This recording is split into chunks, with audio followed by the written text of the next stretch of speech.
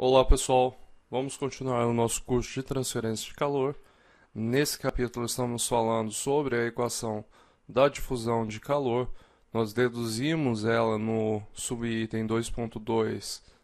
A gente deduziu ela para um modelo unidimensional e agora nesse tópico nós estaremos deduzindo para o modelo 3D. E para isso a gente vai usar as expansões em séries de Taylor. Então vamos considerar que nós temos um elemento de volume de controle diferencial e que nesse elemento a gente tem aqui o calor que está entrando por uma face do elemento, que a gente chamou de Q de x. O elemento tem arestas ΔX, ΔY e ΔZ, portanto o calor dessa face que está entrando por essa face pode ser expandido por séries de Taylor como sendo Q de x mais ΔX na face oposta, ok?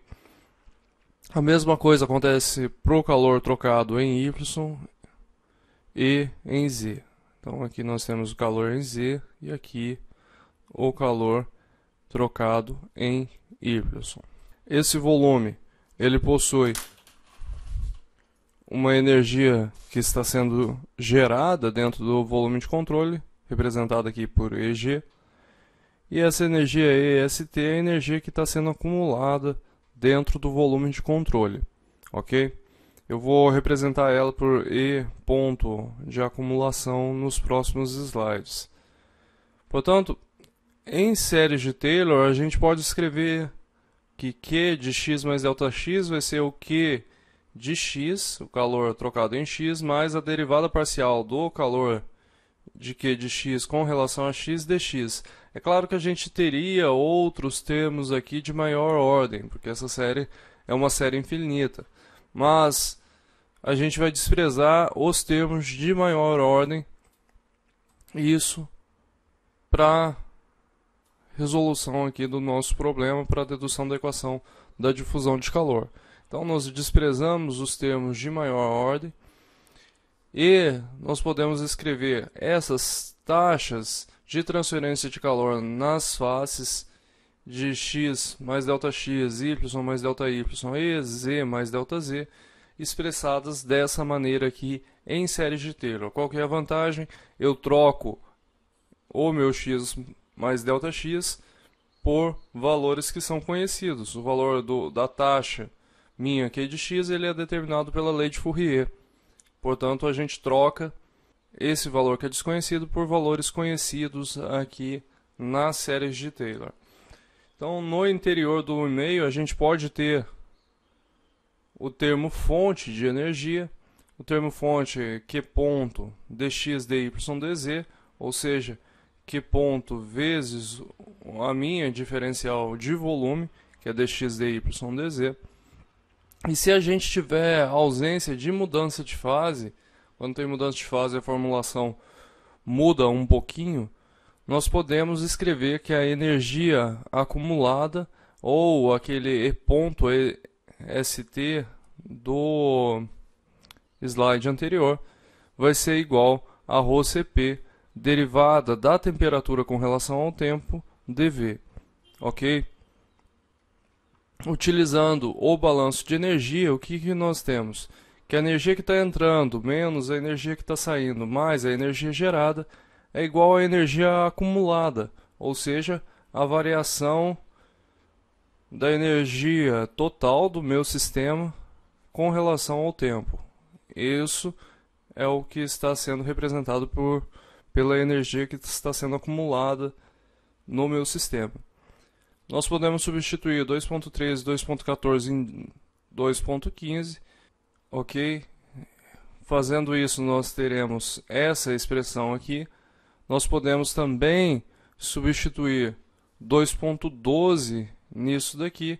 Quando nós substituímos 2.12 nisso daqui, essa taxa vai cancelar, visto que aqui é um negativo, e a gente vai sobrar apenas o termo da derivada parcial do fluxo de calor, da derivada parcial da taxa de calor com relação a x dx, e nós teremos essa nova equação aqui, ok? Portanto, nós podemos aplicar também a lei de Fourier agora para determinar quais são essas taxas de transferência de calor. Quando nós substituímos então as taxas obtidas pela lei de Fourier na equação 2.17, a gente obtém a equação geral da transferência de calor. Vocês observam que se a gente não tiver condução em Y e nem em Z, a gente cai naquela mesma equação que a gente deduziu para o modelo unidimensional, derivado com relação a x, k dt dx, mais q ponto, taxa de geração interna, ρ Cp, derivada de t com relação ao tempo. Como a gente tem agora condução também em Y e em Z, a gente consegue obter essas novas derivadas aqui. Derivada parcial com relação a y de k, que multiplica a derivada parcial de t com relação a y. Nesse caso, se o k for variável com o tempo, a gente precisa fazer a regra da cadeia aqui para tirar o k de dentro dessas derivadas. Se ele for constante, a gente consegue tirar para fora e fazer a divisão, e a gente vai achar 1 sobre alfa aqui, 1 sobre a difusividade térmica, que é uma das possibilidades também. A gente vai observar isso mais a fundo nos próximos capítulos. Essa vai ser a equação geral da difusão de calor para a gente, ok? Essa equação 2.19, ela vai dizer para a gente que a taxa líquida obtida por condução de calor, de transferência de energia por condução para o interior do volume de controle unitário, somada com a taxa de geração interna desse volume, vai ser igual à taxa de variação da energia térmica acumulada no interior desse volume de controle. Vale lembrar que cada termo aqui dessa derivada ele vai ter a unidade 1 sobre metro, que multiplica watt por metro Kelvin, que multiplica a temperatura. Então, isso daqui é em Kelvin também, ok? Dividido por metro. Então, a gente corta aqui, cada termo dessa expressão tem a unidade em watt por metro cúbico, que é equivalente aqui ao da taxa de geração de energia interna. Portanto, cada um desses termos nossos, eles apresentam unidade de watt por metro cúbico. Cada termo dessa expressão aqui da equação geral da difusão de calor. Vou deixar como exercício para vocês deduzir a mesma equação da difusão de calor, mas agora em coordenadas esféricas e cilíndricas. Então, essa é a expressão para coordenadas cilíndricas e essa outra para coordenadas esféricas. Aqui vocês vão ter o volume de controle diferencial. Então, é só aplicar a lei de Fourier aqui, determinar qual que é essa taxa, o Q de R aqui, aplica séries de Taylor, resolve da mesma forma que vocês utilizaram, apenas agora vocês têm que considerar os elementos unitários para coordenadas cilíndricas e para coordenadas esféricas, ok? Vamos então para o exemplo 2.2. No exemplo 2.2 nós temos que a distribuição de temperaturas é em regime estacionário, ou seja, a gente não está considerando a variação de temperatura com o tempo. Em um material semitransparente com condutividade térmica K e espessura L, exposto à irradiação a laser, é descrita por T de x igual a menos A sobre K vezes A ao quadrado e elevado a menos AX mais BX mais C, em que A, Azinho, B e C são constantes conhecidas. Nessa condição, a absorção de radiação do material é manifesta por um termo de geração de energia distribuída Q ponto de x. Então, o que está acontecendo? O laser está sendo irradiado sobre uma superfície A energia que está sendo acumulada aqui no meu sistema, ela está sendo representada por uma taxa de geração de energia volumétrica que é ponto de x. Vocês têm a taxa de energia que está entrando e uma taxa de energia que está saindo. Obtenha as expressões para os fluxos de calor por condução na superfície superior e inferior.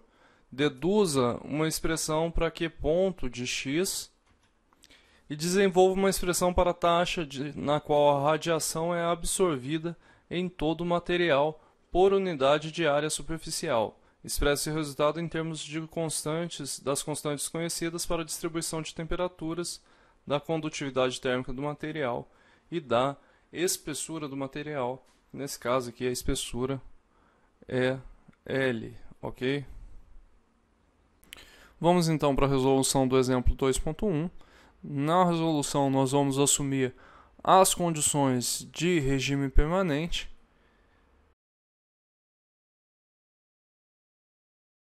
Como a temperatura só depende de x, nós podemos assumir que a condução é unidimensional no meio.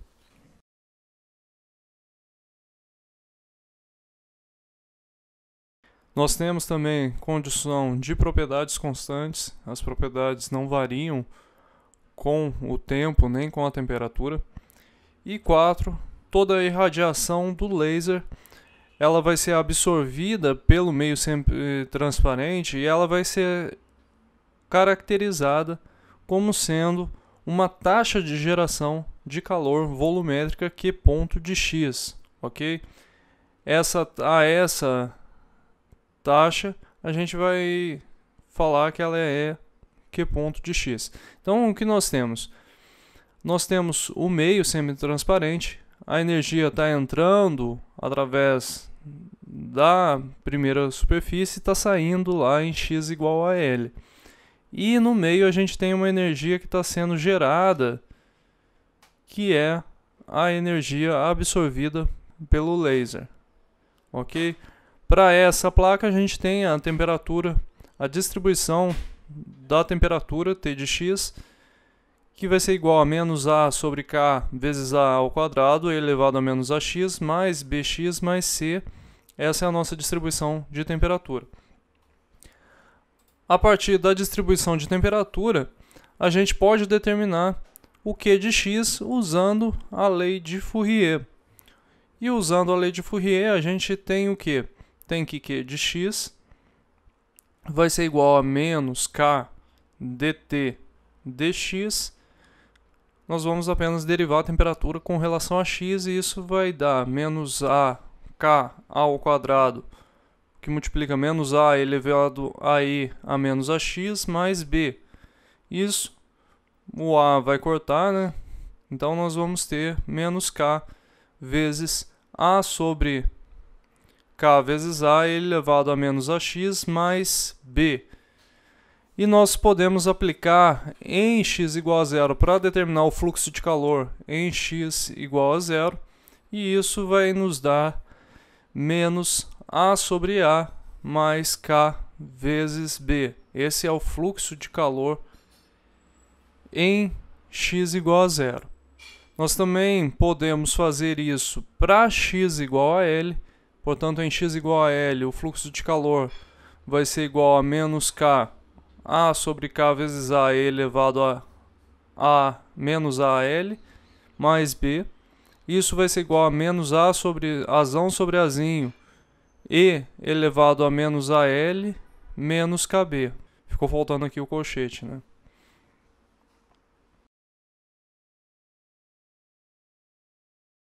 Para a equação da difusão no meio, a gente vai obter que derivada com relação a x de dt dx mais q ponto sobre k, essa equação da difusão de calor para a propriedade constante, é igual a zero, já que a gente tem o regime permanente. Então a gente tem que o q ponto é igual a menos k derivado com relação a x de dt dx. Nós temos o valor de dt de t, portanto nós podemos determinar quanto que é o valor de q ponto de x.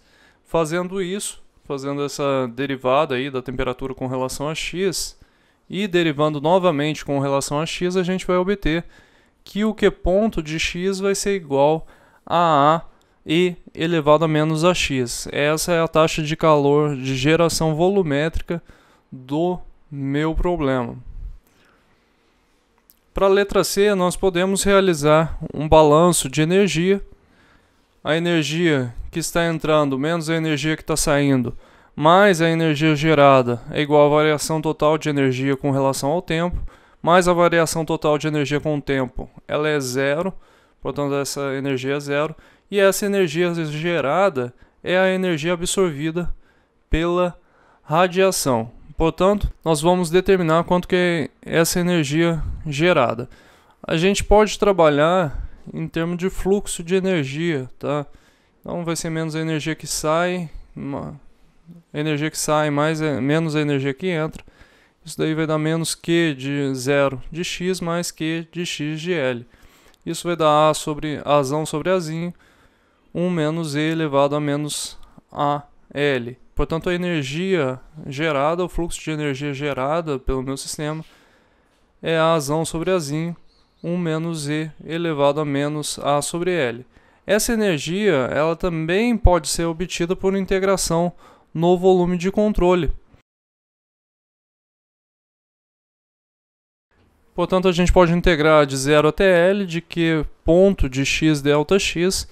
E quando a gente fizer essa integração, a gente vai acabar obtendo a mesma correlação, tá certo? Portanto, a energia gerada é igual a Azão sobre Azinho, 1 menos E elevado a L. A gente poderia resolver por essas duas formas. Então, a gente termina esse subitem aqui. E no próximo vídeo a gente vai finalizar o capítulo 2 de transferência de calor. Muito obrigado a todos que assistiram até aqui e até o próximo vídeo.